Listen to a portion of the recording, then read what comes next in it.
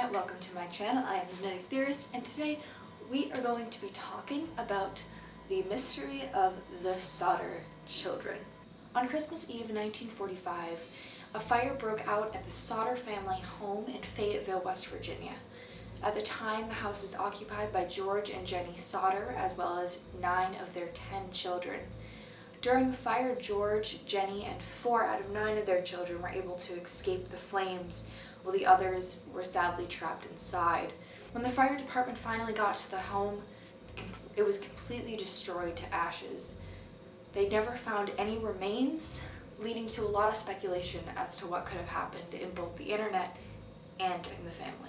In the 1950s, the family, doubting that the children had actually died, put up a billboard along Route 16 with the 5 children's pictures, as well as a reward for information leading to the closure of the case. The sign stayed up until after Jenny Sodder's death in the late 1980s.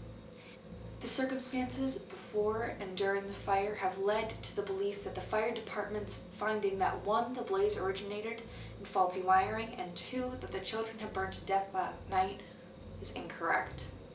So why did they think this? Well, George Sodder was originally from Italy, was extremely vocal about his disdain for Italian dictator Benito Mussolini, which led to strong arguments with some of the other Italian immigrants in the town that they were in.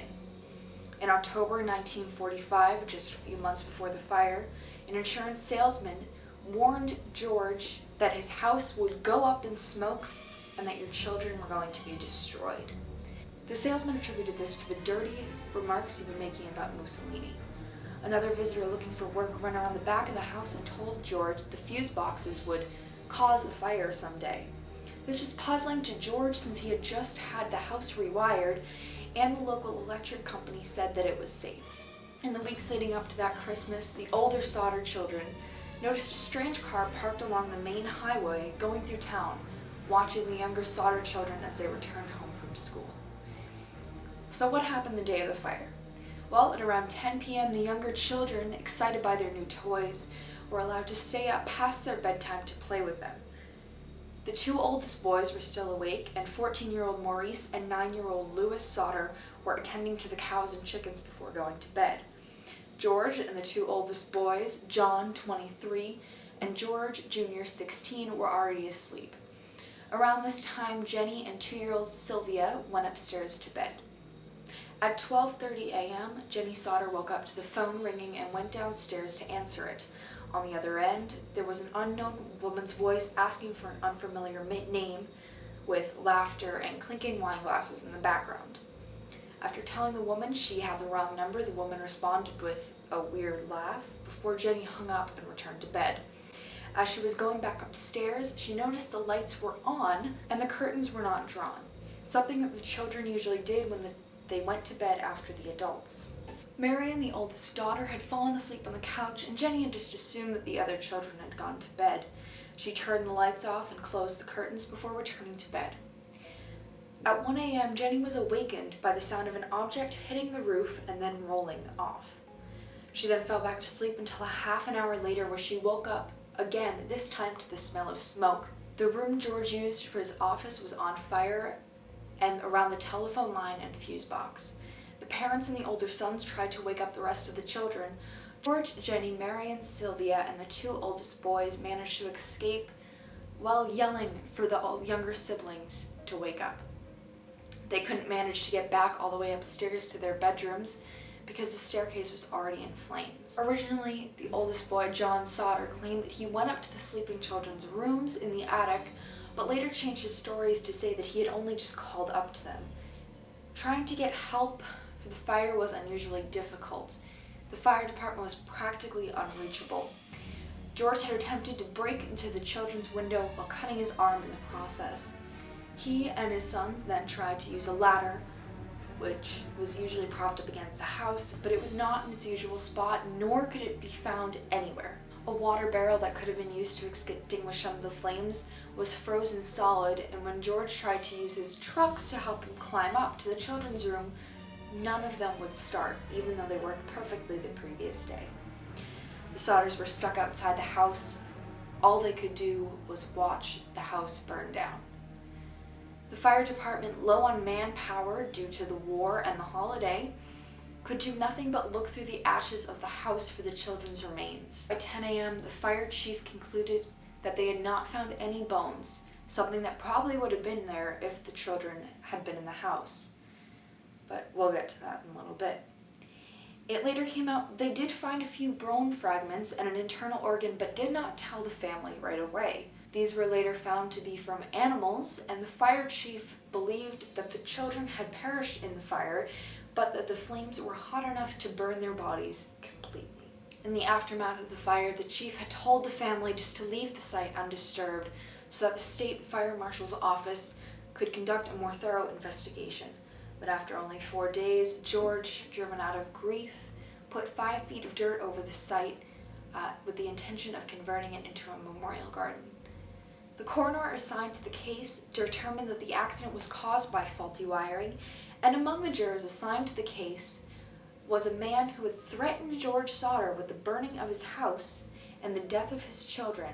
Death certificates for the children were issued on December 30th, and the funeral was held for them January 2nd, 1946. After the funeral, the Sodders were trying their best to rebuild their lives, but they had begun questioning the official fire department findings, wondering why, if the fuse box was the cause of the fire, the Christmas lights had remained on during the earliest parts of the fire when the power should have gone out.